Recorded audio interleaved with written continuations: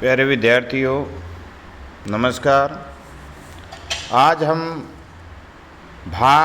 संविधान के भाग द्वितीय के अंतर्गत नागरिकता प्राप्ति के आधार एवं नागरिकता को समाप्त करने के आधारों का वर्णन करेंगे। इसके अंतर्गत हम देखेंगे कि किस प्रकार किसी व्यक्ति को भारतीय नागरिकता प्राप्त हो सकती है तथा किस प्रकार किसी भारतीय नागरिक की नागरिकता समाप्त की जा सकती है। नागरिकता अधिनियम 1955 के आधार पर नागरिकता प्राप्ति के निम्न 5 आधार हैं। पहला है जन्म से।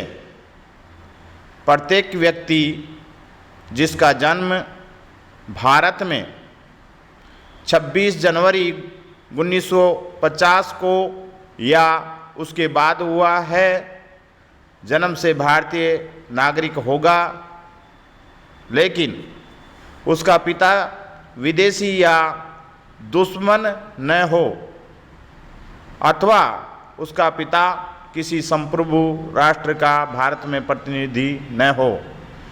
कहने का तात्पर्य, जिसके पिता भारतीय नागरिक हैं और देश के दुश्मन नहीं है अर्थात देशद्रोही नहीं है और किसी विदेशी राज्य के राजदूत नहीं है, उसके संतान जन्म से भारत का नागरिक मानी जाएगी। सेकंड, वंश क्रम से। यदि किसी व्यक्ति के पूर्वज भारतीय नागरिक रहे हैं अर्थात जो 26 जनवरी 1950 के बाद जिसके पूर्वज भारतीय नागरिक रहे हैं, उन्हें भी आसानी से भारतीय नागरिकता दे दी जाएगी। तीसरा आता है देशीयकरण। यदि कोई व्यक्ति भारत में रहता है या अपनी सेवाएं भारत में देता है तो उसे भी आसानी से भारतीय नागरिकता दे दी जाती है। इसके लिए न्यूनतम अवधि 12 वर्ष होती है, अर्थात जो व्यक्ति 12 वर्ष से भारत में रह रहा है और उसका चाल चलन अच्छा है, वो किसी देशद्रोही गतिविधि में सम्मिलित नहीं है, उसमें भारत के प्रति राष्ट्रवाद की भावना है, तो उसे आसानी से आवेदन करने पर भारतीय नागरिकता प्राप्त हो जाती है। चौथा, क्षेत्र सम्मिलन। यदि कोई विदेशी राज्य या क्षेत्र भारत में सम्मिलित होता है, जैसा कि आप जानते हो 36वें संविधान संशोधन अधिनियम के द्वारा सिक्किम को भारत का राज्य बनाया गया था और वहाँ निवास करने वाले व्यक्तियों को नागरिकता दी गई थी भारत की। तो ठीक उसी प्रकार यदि कोई क्षेत्र भारत में सम्मिलित हो जाता है तो भारत सरकार उस क्षेत्र के व्यक्तियों के लिए नागरिकता संबंधी आदेश एवं सूचना निकालकर उन्हें नागरिकता प्रदान करेगी। पांचवा जो अंतिम आधार है नागरिकता प्राप्ति का, वह है पंजीकरण द्वारा।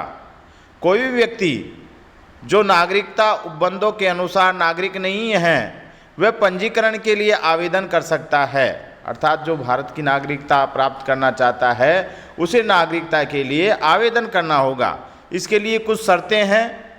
जो 5 वर्ष से भारत में निवास कर रहा हो लेकिन इन 5 वर्षों में जेल में रहने की अवधि मान्य नहीं होगी। इसी प्रकार कोई विदेशी महिला भारतीय पुरुष से शादी करती है तो उस महिला को भारतीय नागरिकता का आवेदन करने का अधिकार है। इसी प्रकार कोई भारतीय महिला है विदेशी से शादी करती है और उसके बच्चे चाहे तो भारत में नागरिकता का आवेदन कर सकते हैं। इस प्रकार आवेदन की जांच पड़ताल के बाद में पंजीकरण अधिकारी द्वारा नागरिकता प्रदान की जा सकती है।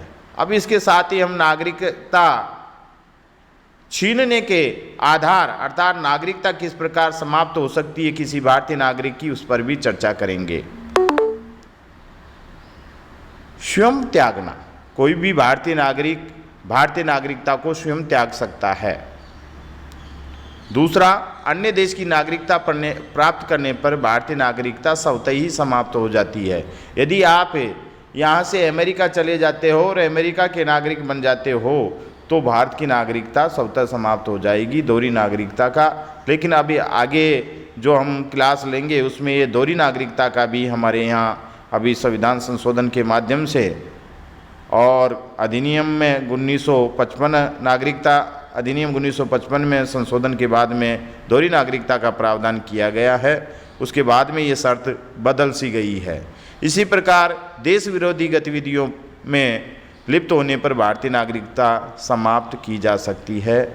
आज के लिए इतना ही। आगामी जो क्लास होगी उसमें हम दोहरी नागरिकता और NRI, PIOs तथा OCIS के बारे में अध्ययन करेंगे। ठीक है, धन्यवाद।